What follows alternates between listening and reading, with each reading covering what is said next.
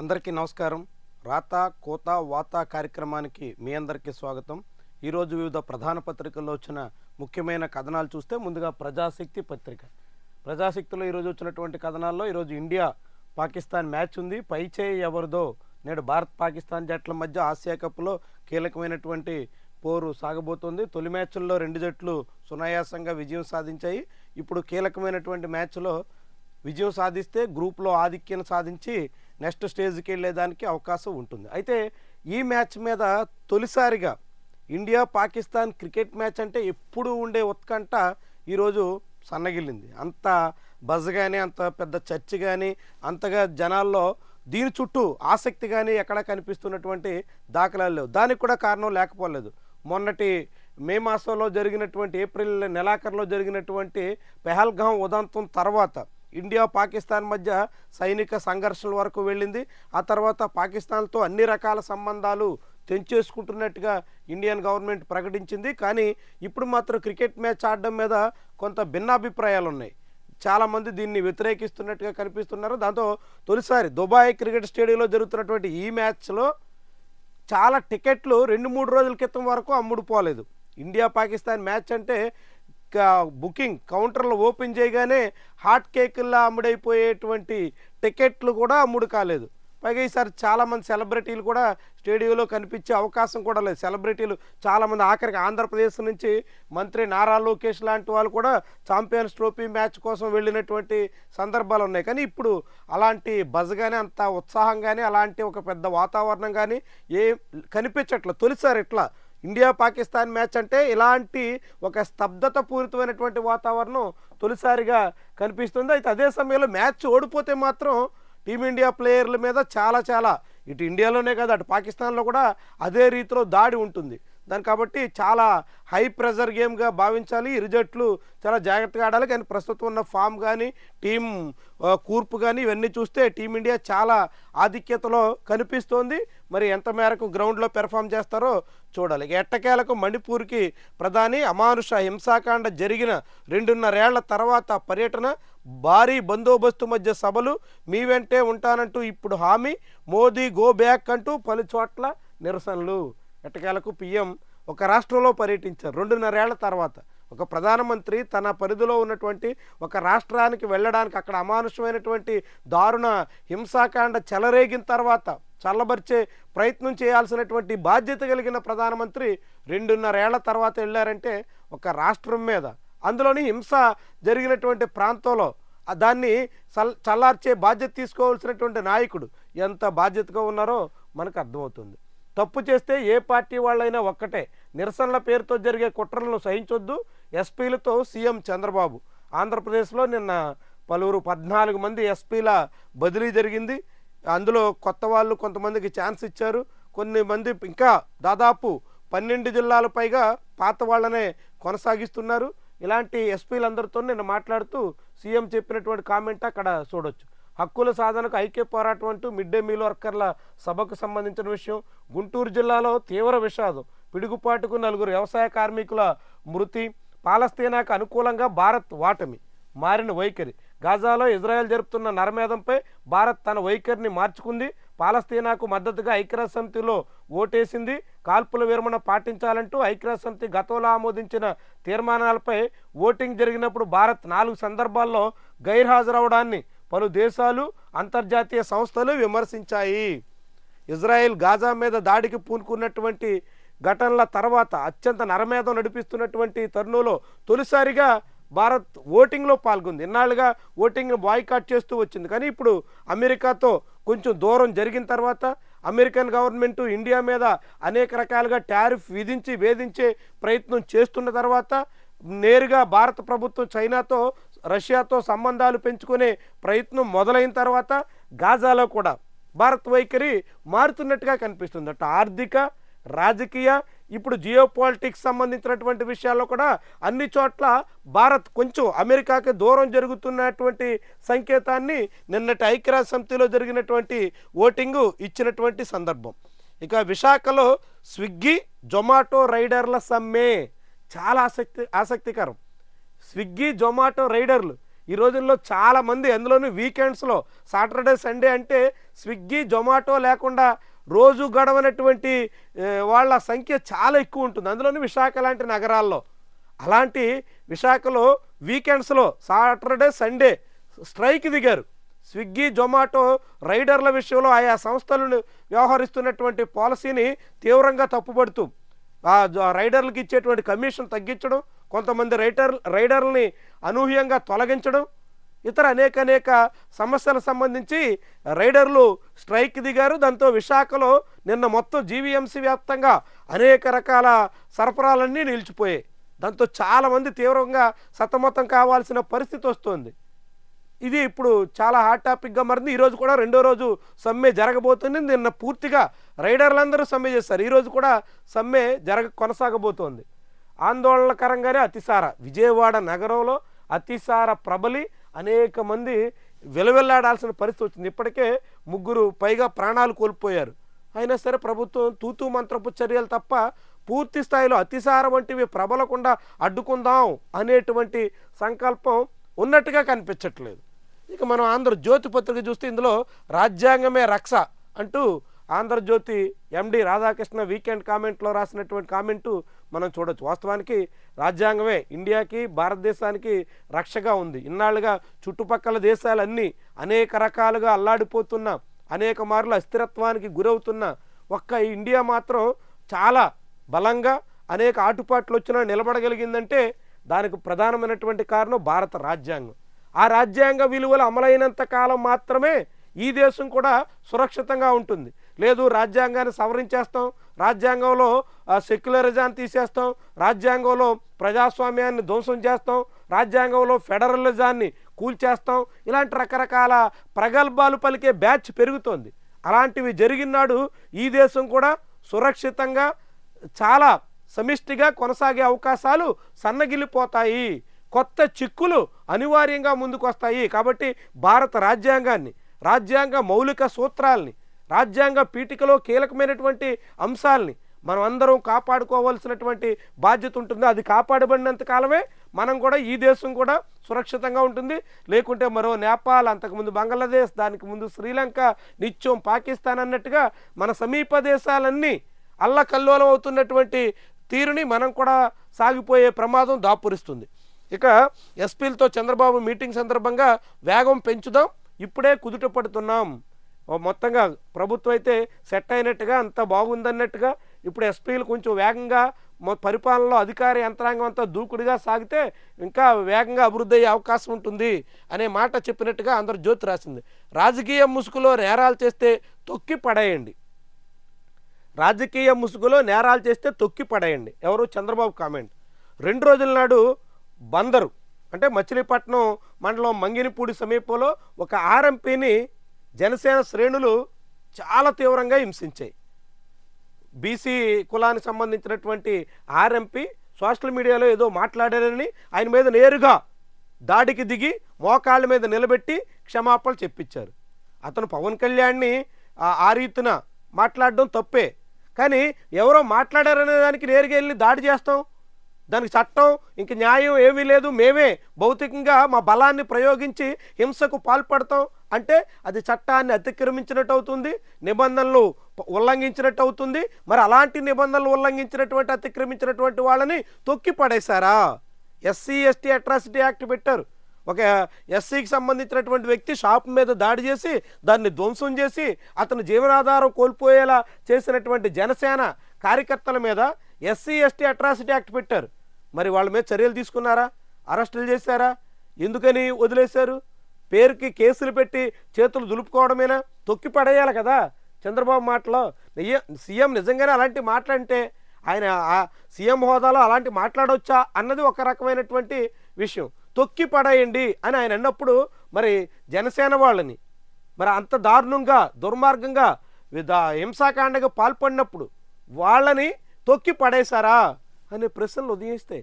రాష్ట్ర వ్యాప్తంగా అనేక చోట్ల హింసకు పాల్పడుతున్నటువంటి వాళ్ళంతా అధికార పక్షమైనటువంటి వాళ్ళే, వాళ్ళు తొక్కి పడేయాలి. దానికి పవన్ కళ్యాణ్ ఏమంటారంటే అప్రమత్తంగా ఉండండి, కులాల మతాల మధ్య చిచ్చు పెడుతున్నారు. కులాలు మతాల మధ్య చిచ్చు పెడుతుంది ఎవరు? ఇదే పవన్ కళ్యాణ్ చంద్రబాబు నాయుడు కలిసి తిరుమలలో లడ్డూ కల్తీ జరిగిందని చెప్పి నానా హంగామా చేసి దాని చుట్టూ తన ఒక అనాపాలజిటిక్ సనాతన అనేటువంటి ఒక పెద్ద క్యాంపెయిన్ చేసి హిందువులు ముస్లింలకి ఎందుకని ఇలాంటివి జరుగుతున్నాయి అనేటువంటి ఒక పెద్ద వాదన తీసుకొచ్చి క్రైస్తవులకి ముస్లింలకి ఇలాంటివి జరిగితే ఊరుకుంటారా అంటూ అవసరం లేని చోట అనవసరమైనటువంటి ప్రసంగాలు చేసి అవన్నీ చేసింది పవన్ కళ్యాణ్ కాదా?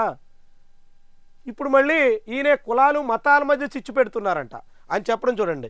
సామాజిక మాధ్యమాల ముసుగులో చిచ్చు, ఆవేశాలకు లోనే ఘర్షణకు తావీయొద్దు. ముందు ఆ ఘర్షణలకు కారణమైనటువంటి వాళ్ళని శిక్షించండి, వాళ్ళ మీద చర్యలు తీసుకోండి, మరొకళ్ళు రిపీట్ కాకుండా చూడండి. అంతే తప్ప నీతి బోధలు హితబోధలు మీడియాలో చెప్తూ మీ కార్యకర్తల్ని రెచ్చగొడుతూ వాళ్ళు ఏం చేసినా చూస్తూ ఊరుకుంటూ ఏం నడిచినా చెల్లుబాటు అయిపోతుందనేటువంటి అభిప్రాయాన్ని కల్పిస్తూ ఇలాంటి దారుణాలకి ఇలాంటి దురాగతాలకి ఆయా పార్టీల నాయకత్వమే అధికారంలో ఉన్నటువంటి వాళ్ళే కారణమవుతున్నారన్నది గుర్తించండి.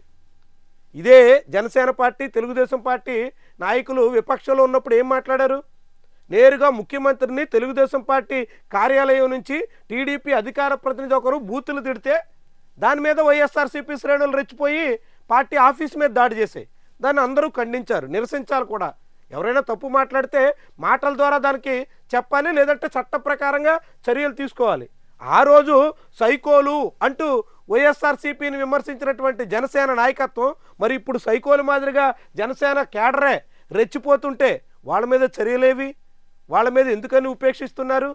తెలుగుదేశం పార్టీ కార్యాలయం మీద దాడి చేసినందుకు అధికారం మారిన తర్వాత వరుసగా కేసులు పెట్టి అందరినీ కోర్టుల చుట్టూ తిప్పినటువంటి నాయకత్వం ఇప్పుడు నేరుగా వైఎస్ఆర్సీపీ కార్యకర్తల మీద ఏదో అన్నారని పవన్ కళ్యాణ్ని తిట్టినందుకు నేరుగా కొట్టేస్తే, దారుణంగా హింసిస్తే ఎటువంటి చర్యలు ఉండవా? దీనికి హితబోధలా?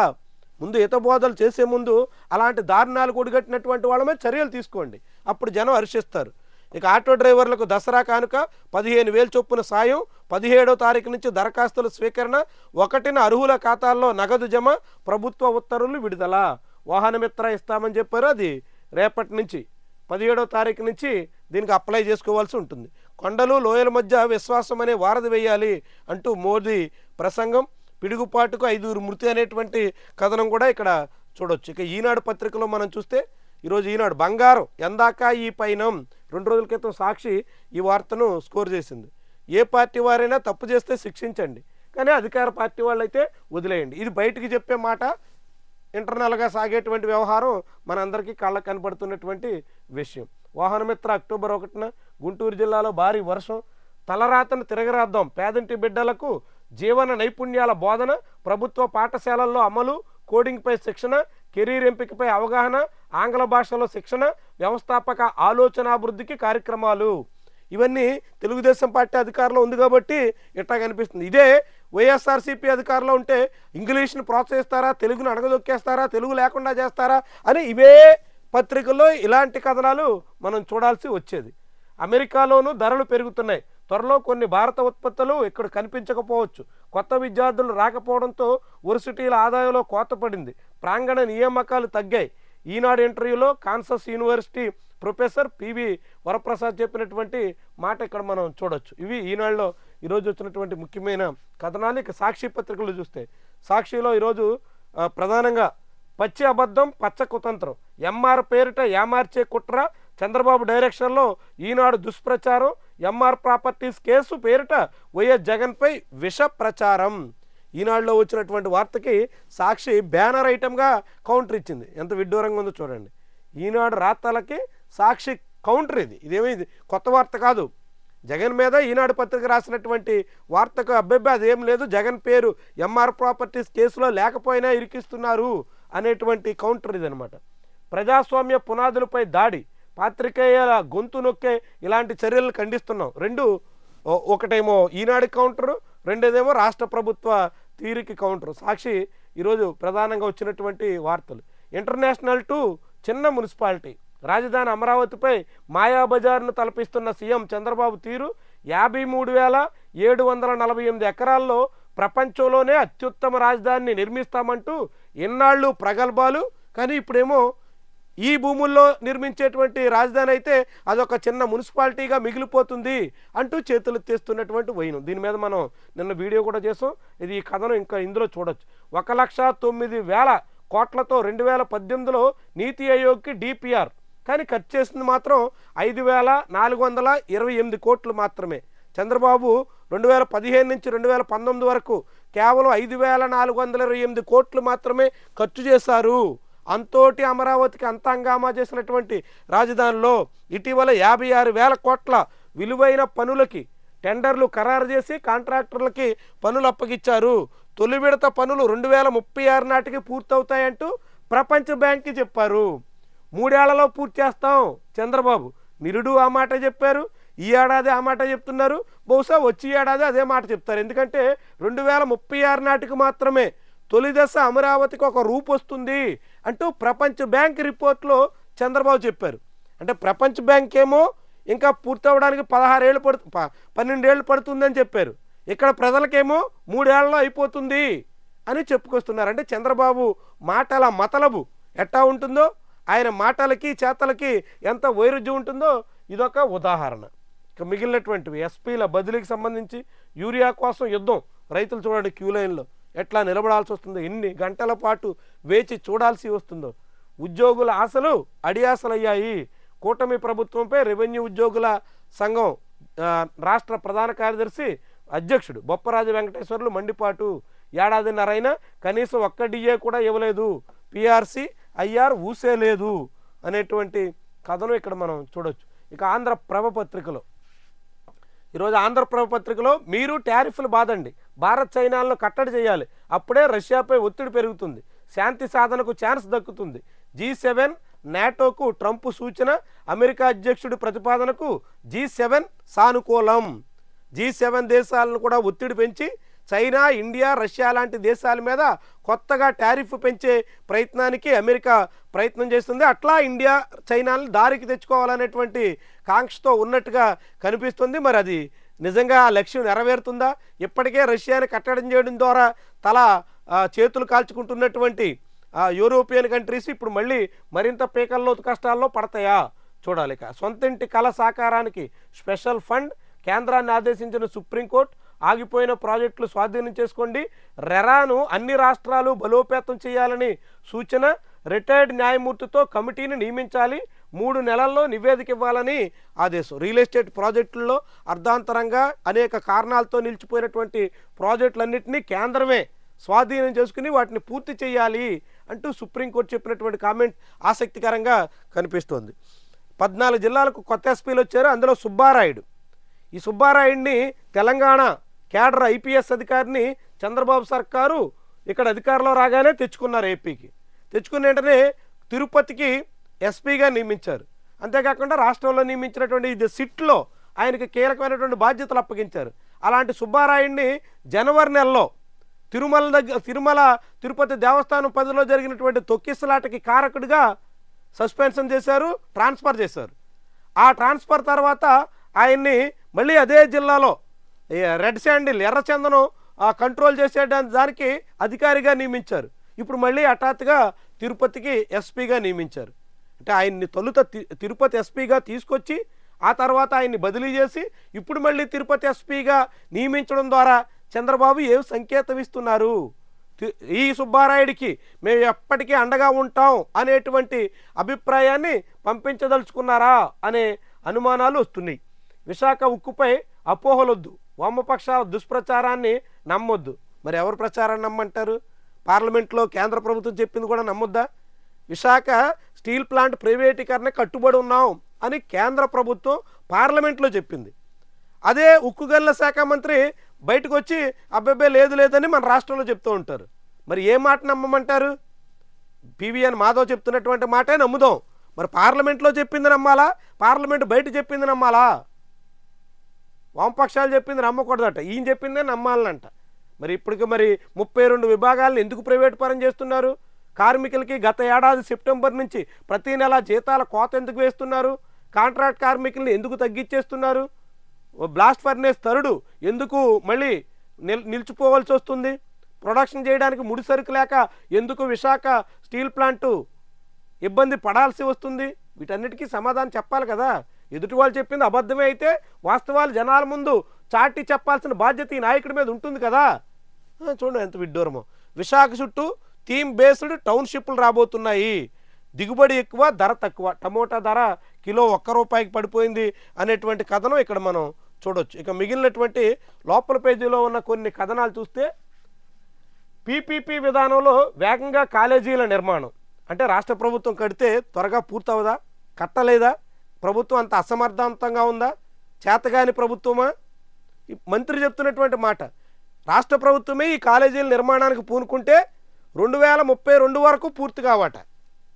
ఆయనే చెప్తున్నారు. మరి అంటే అంత ప్రభుత్వం అలసత్వమా? చేతగాని ప్రభుత్వాన్ని ఆయన అంగీకరిస్తున్నారా? ఏంటో మరి మంత్రి మాటల్లోనే ఇదేం గోల గోవిందా. తిరుమల తిరుపతి దేవస్థానంలో జరుగుతున్నటువంటి అపచారాల గురించి ఆంధ్రజ్యోతి పత్రిక రాసింది. చూడండి, కొండకు మద్యం బాబుల బెడద, ఉచిత భోజనం వసతి దొరకడంతో కొన్నేళ్లుగా అక్కడే తిష్టవేసిన వైను, పగలు ఏవేవో పనులతో కాలక్షేపం, రాత్రైతే అరాచక అపచార చేష్టలు, తింటూ తాగుతూ రోడ్లపై వీరంగం, షెడ్లు, యాత్రికుల వసతి సముదాయాలు, షాపింగ్ కాంప్లెక్స్లో వీరి అడ్డాలు, గోవిందనామస్మరణ జరిగే చోట ఇవేం ఆగడాలంటూ నొచ్చుకుంటున్న భక్తులు. తిరుమల తిరుపతి దేవస్థానం మందుబాబులకు ఆవాసంగా మారిపోయింది, తిరుమలలో లెక్కర్ యథేచ్ఛగా సాగుతోంది చెబుతున్నటువంటి మాట. మరి తిరుమల కొండపైకి వెళ్ళే దగ్గర అన్ని రకాలుగా తనిఖీలు చేసి దాదాపుగా ఎయిర్పోర్ట్లో సోదా చేసినంత పటిష్టంగా పూర్తిగా తనిఖీలు చేస్తారు కదా, వాహనాలన్నింటినీ అలిపిరి దగ్గర చెక్ చేస్తారు కదా. మరి లెక్కర్ ఎట్టా పోతుంది? ఎవరు తీసుకెళ్తున్నారు?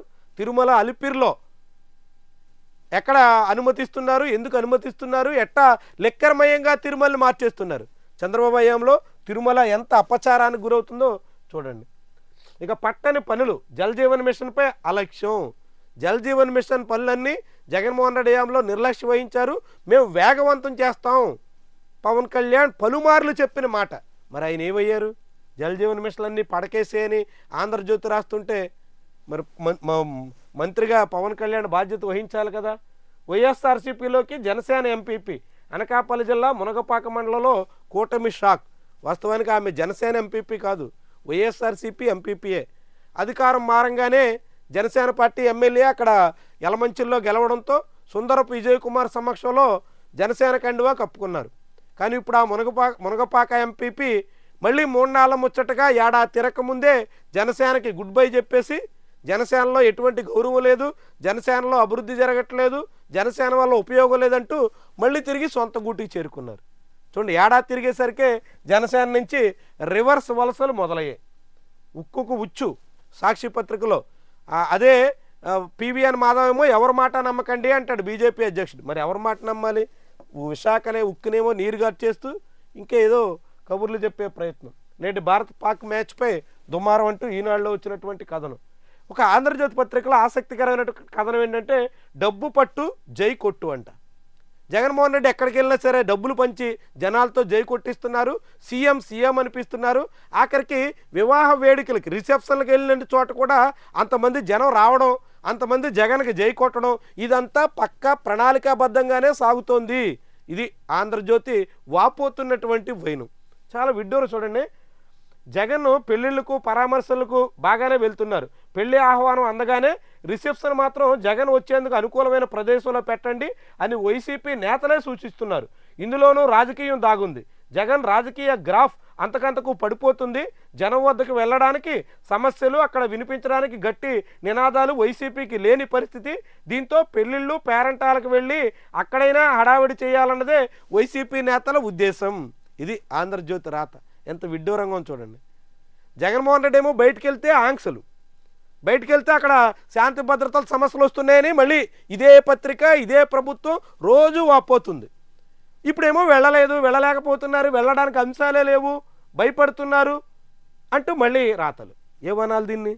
జగన్మోహన్ రెడ్డి వెళ్ళినా తప్పు, వెళ్ళకపోయినా తప్పు, పెళ్ళిళ్ళకి వెళ్ళినా తప్పు, పెళ్ళిళ్ళు కార్డులు ఇచ్చి వెళ్ళకపోయినా చాలామంది నాయకులు పిలుస్తుంటే ముఖం చాటేస్తున్నారు అని మళ్ళీ అదొక రకమైనటువంటి వాదన. చాలా చూడండి ఎంత విడ్డూరంగా ఉంటాయో కథనాలు పత్రికల్లో.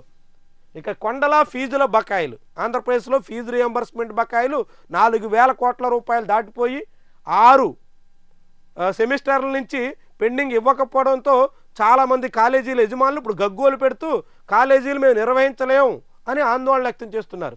20వ తారీఖు వరకు చూస్తాం, ఆ తర్వాత మేము ఏం చేయాలో ఆలోచిస్తామని ఇప్పటికే ప్రైవేటు డిగ్రీ కాలేజీల యజమానులు ప్రభుత్వాన్ని కూడా హెచ్చరించారు. మరి ఇంతగా పేరుకుపోతుంటే విద్యాశాఖ మంత్రి నారా లోకేష్ ఏం చేస్తున్నారు? చంద్రబాబు అన్నింటినీ ఉద్ధరించామని చెప్పినప్పుడు విద్యార్థుల ఫీజు రీఎంబర్స్మెంట్ బకాయిలు కొండలా పేరుకుపోతుంటే ఎందుకని కళ్ళు అప్పగించి చూస్తున్నారు?